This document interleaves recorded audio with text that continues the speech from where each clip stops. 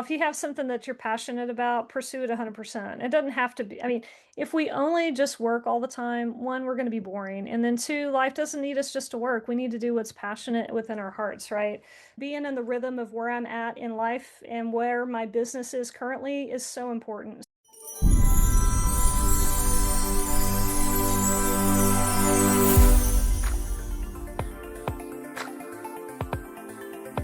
Welcome to Momentum in Real Estate, your guide to success in the dynamic world of real estate. I'm Cory. And I'm Kristin James. Whether you're just starting out or a seasoned pro, we're here to help you reach new heights. Success in real estate comes from learning, growing, and serving others.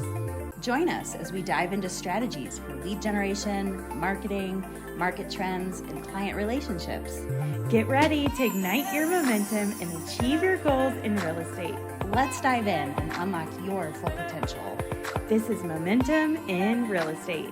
Well, today's guest is Heather Gill, a realtor, author, and speaker who brings a powerful focus on personal growth and self-leadership to everything she does. As the author of Journey to Your Sacred Heart, Heather helps people reconnect with their voice, identity, and inner trust. Whether she's guiding a real estate transaction or coaching through life's transitions, Heather's approach is all about clarity, confidence, and living with intention. Welcome to the podcast, Heather. Thanks, Kristin. Thanks, Cory. I appreciate being on. I'm looking forward to it. We're so excited. So let's dive in. Heather, tell me, what is your real estate story in your own words? Oh my How'd you get goodness, my here? real estate story. So it started working at a place called RealPage, and they do software for apartment communities. And I was training staff at these communities and realized pretty quick when I saw their balance sheet how much money they were making by owning apartment communities, right? The owners make a lot of money in that space, I'm just saying. And as I was sitting there training their staff, I thought to myself one day, why am I not owning one of these for myself? Why am I sitting here training their staff? Why, like, I need to be doing something in real estate. And it just really lit a fire in me. And life being as life does, it started moving me in that direction. And I was able to get into investing first, which is where I started, and then move from that to getting my real estate license. Wow, good for Yeah. you. It's so interesting for us. I mean, we talk to so many different agents across the country, and it's so fascinating to hear the different paths and entry points into real estate. So I love hearing your story and how kind of the journey started for you. I'd love to talk about a lot of times real estate is like high stakes transitions. You know, you've Mm. got people going through major life changes, whether it's relocation for job or to be near family.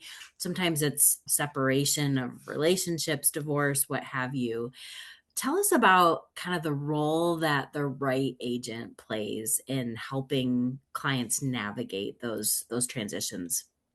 Great question. I mean, I've heard it said that, real estate is a lot less about houses. It's much more about, what's ending, what's beginning, and, Mm, what is that person transitioning into? What are they becoming in the process? mm. And I've seen this over and over. Some transactions are very easy. I need this house. I want to buy it. Thank you for your help. We're done. Like it's just very straightforward. And then there are situations like one I had a couple of years ago. A good friend called me up and she's like, "We need to sell the house. We've already been doing some repairs, and we want to transition, move back up north." And I'm like, "Okay, be happy to help with that." And come to find out, the spouse was starting to have, dementia, Alzheimer's type of situation. Ended up getting laid off from his job sooner than expected because this just progressed so quickly. And this was all in the middle of them rehabbing the house, getting ready to move. All the things like, this is what they don't teach you in real estate school, right? They just teach you how not to go to jail, how to do the contracts. But like, this is the part that AI will never be able to do for anybody. Okay. So like I hear people talking about, ooh, AI is not going to take my job. We need real people in real situations like this. And I was so grateful to be helping them on this journey because there were things that came up that she really needed somebody to be there for her for. It was tough kind of managing him, managing the rehab, getting things ready to move. And then, once that transitional moment where they were leaving, some things came up there too. So yeah, I mean, these are the transitional moments that make up life, isn't it? I mean, and this is what we do as good agents. So good.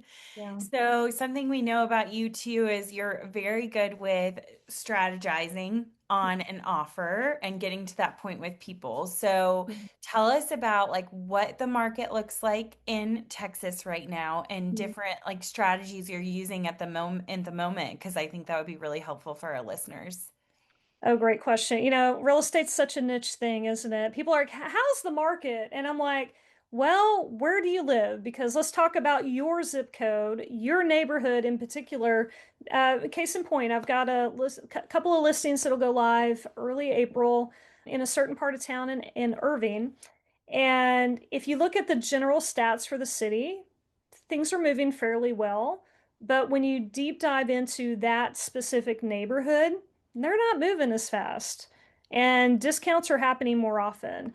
And so, as I've talked with the sellers, I'm like, okay, y'all, here's our strategy. We have to be very intentional about pricing it right from the beginning. It needs to be polished up, really not. I mean, somebody needs to walk in and fall in love with this house. You know, if you want to get the best amount for the house, you've got to do the work. You got to make it look right. You can't just leave it as is and kind of expect people to pay you top dollar. There's nobody from California coming with cash anymore. It's just really not happening. Not in this location anyway. Maybe in a higher end home, but not here. It's just not the case. So really understanding the local market, really knowing how to dig in and not just tell them, well, here's the days on market. Okay, well, that's great. But what does that really mean for them? I mean, taking the time to explain, well, here's how this will play out this way if we do this, right? Here's the expectation if we go this direction. Really educating them and helping them understand. Because, like, the folks that we work with, they're not professional realtors like we are.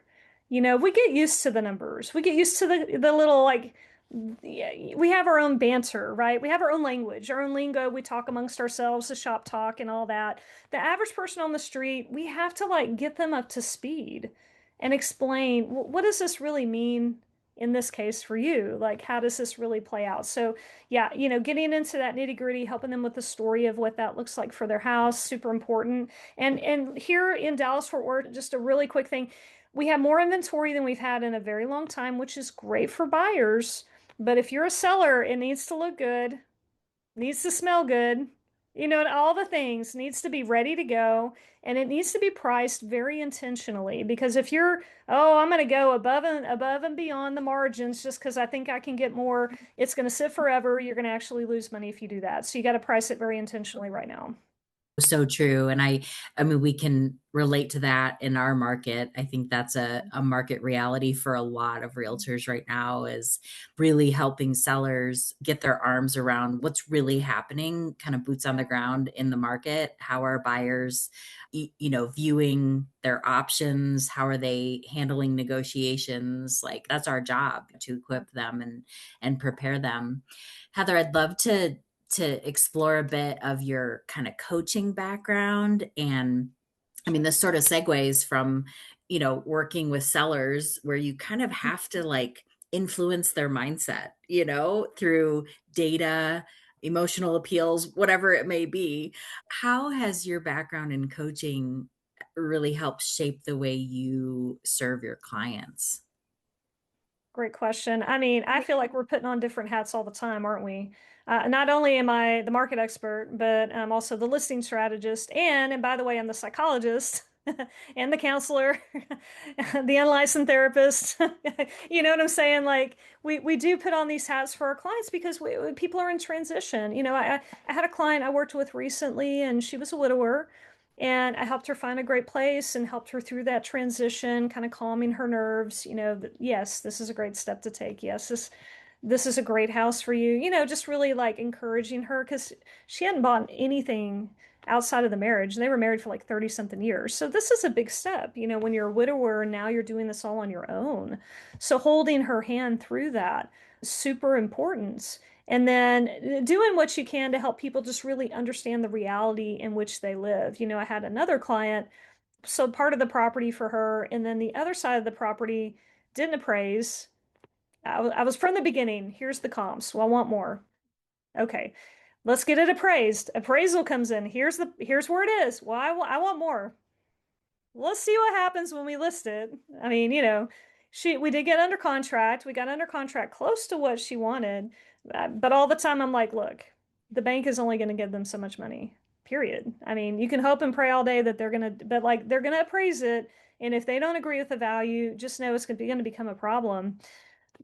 But you can tell the truth all day, and some people just don't want to hear the truth, but my job is to be transparent, to tell them the truth whether they like it or not, and to try to make that transaction as easy and as simple for everybody as possible. In that case, it ended up not selling.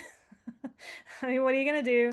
And I ended up saying, well, thank you for the opportunity, but I'm not going to be listing this further. I mean, sometimes you just have to say it's not a good fit at this point, and that's it's part of the equation as well with what we do. So good. Yeah. I want to dig in a little bit to your investments and what you're doing. And are you supporting buyers in investments like you're doing as well? Like, I'm always so interested. I was just talking to my husband last night. Can we please buy my neighbor's house and rent it, please? Man, great question. I love working I love working with serious investors. Let me say this. I've had several people like hit me up and they don't know what they're doing and they're unteachable or they don't want to listen, and I can't help those people. I mean, I've been through the trenches. I've learned some things through the School of Hard Knocks. I understand what you need to do on the investment side. With that being said, I'm selling my last rental that I own, I'm selling soon. And I can't wait to get rid of it. I'm just saying it's nowhere near here and I don't need to have this property. So I'm grateful to be getting out of that. But over the past several years, owned and rented out rental properties, flipped that rental, made a little extra money when we did sell it. So I've done that. I've got experience in the educational part, like training with apartment communities and doing that. Never have been part of a syndication or anything of that nature, but having been in the industry, I have a different perspective and a little bit of a different option, output and that kind of thing on that. So as for what I'm doing right now, not a lot. Recently divorced, I'm getting back on my feet. So that's my story with investments. But I do work with investors. I've got a guy who's out of country who's buying properties here in Dallas. We've been working together for a year. He's bought like 3 or 4 with me so far, and continuing to work with him to find the right fits. So it's really all about the cash flow. If you're a serious investor and you really get it, then you understand you can't pay too much for a rental property and expect it to cash flow. Maybe back in the 80s and 90s you could, because the margins were much easier. But nowadays, with interest rates being as they are, unless you're paying cash, you just have to really be aware and understand your ROI. Yeah. So good. I'd love to hear the story about what inspired you to write the book that you wrote. I feel like we have listeners who, maybe they're on the fence, like, should I invest my time, energy, resources, what have you, into kind of a project like that. So Okay. I'd love to hear like what motivated and inspired that book.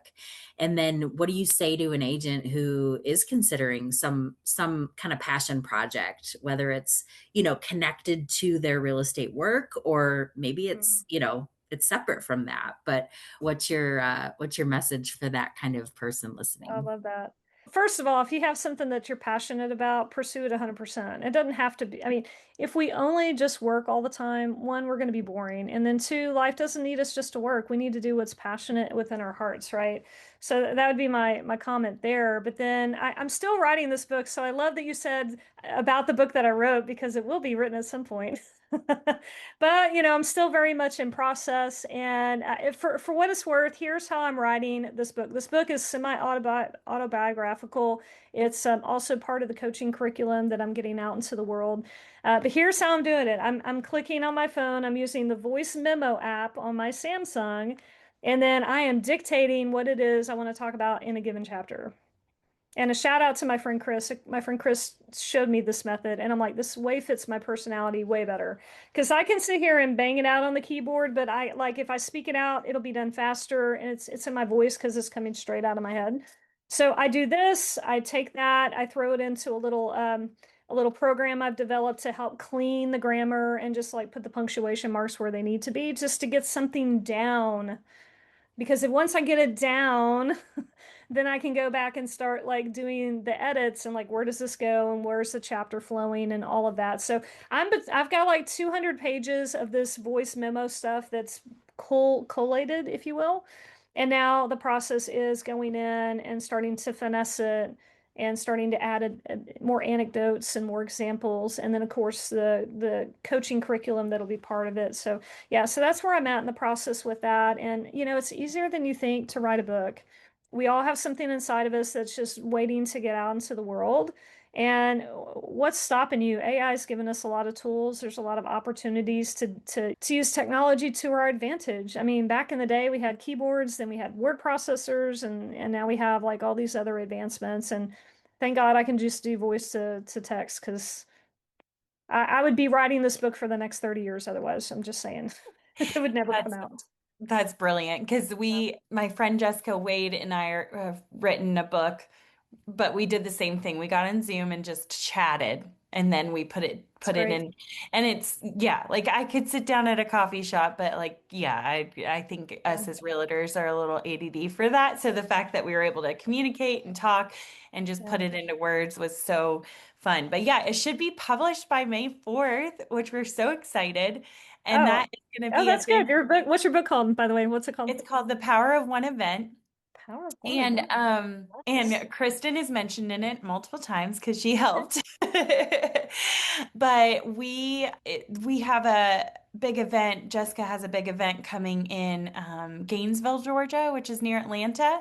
So Okay. you should come see us then and then just come up to Asheville. I'll have to check that out. That sounds, you said May the 4th? Yeah, May Ooh, the May the 4th. 4th Got be it. with you, right? That's Yay! right. Oh, That's yeah. right. That's the theme we're playing on. I like it. We'll just map So out your May travel. So We we've got got it. you. Sounds good to me. So, anybody listening before May 4th, 2026, come on, there's still There you go. spots. So, anyways, I am so excited to hear about that and to read your book, and Mm, you'll have to let us know when it comes because sure. we'll post about it and do all the things. Thank you. Um, Tell me about like I would love to hear your day to day because it sounds like you do Hmm. so much. So I'm just so curious, like, how do you get in self-care? How do you do all the things? Like, what does your day to day look like? Oh, goodness gracious. So I am not the poster child for here's how you should live your life, probably. To be fair, I live and operate just differently than most people. I have a routine, so don't think that I'm just completely like off the wall ADHD. But I've learned the value of really leaning into the season of life that I'm in and the rhythm of that. So that, and that's part of my coaching curriculum is rhythm and ritual. So finding those things that speak to you and just being in the rhythm of life. So I was at the airport this morning picking up a good friend of mine, and after this, we're gonna hang out, go to World Springs, have a bit of a spa day, and then I'm gonna be at a coaching conference later this week. So this is my self-care week. But leading up to this self-care, I'll tell you what I did this last week because I knew I was going to take some time off. So I was managing and getting things teed up for listings that'll go live in April. So I was kind of doing some grunt work there, doing a lot of follow up, making sure that all my loose ends were tied up, knowing that I'll have my laptop, but like I want to be in the moment, not so like, in my normal day to day work. So I was working on that. And in the midst of that, I was also trying to get all of my funnels created for my coaching business because I'm doing more podcasts and I want to give somebody something they can go visit, get a freebie, get in my newsletter, and then keep getting stuff from me. And I know that's very important for lead gen. And I hate to say lead gen, it's, for people that follow me, I want them to be able to keep up with me, right? So what ended up happening this last week, I was doing all this stuff in the morning for my coaching business. And then I was doing all my real estate business later in the day, in the afternoon, kind of tidying up those loose ends. And then, like the last couple of nights, I've been watching the Golden Girls. And I've been sitting at my laptop, you know what I'm saying? And I've just been like loosely tying up stuff, getting things done. So when you ask what a day in a life of Heather looks like right now, like that's what it's been like the last couple of weeks. But again, being in the rhythm of where I'm at in life and where my business is currently is so important. So So yeah, again, I don't know if anybody wants to like make that a habit for themselves. Probably not, but hey, there you go. I love it. Well, it's honest and I love that perspective of life seasons. That's a big thing for me too. Like just and you know, your kind of mantra of like routines, rhythms, so important. And to just hold those things loosely. You know, Yeah. there's some obviously some merit in like being disciplined about your time blocks and disciplined about your, you know, your schedule and that really being kind of a driver. But at the same time, I think having grace for yourself during different seasons of life. And I think that's really valuable. So I love that you integrate that personally, but then that's also something you offer to others and those in your circle. Mhm. Um, yeah, that's awesome. Give us just a kind of high level, like what does your production look like? Like what are your goals for this year, you know, in terms of production as much as you want to share? Oh, sure, sure. So my cap resets at the end of this month, and I've got one more deal that'll close before that cap resets, which I'm really I'm with EXP. We have an 80/20. So what this means is that I'm 100% right, which is great. So this last closing will be just a really great way to wrap that up. I reached my cap in October of last year, which was fantastic. That was the earliest I've ever reached it in my career so far. So So this year.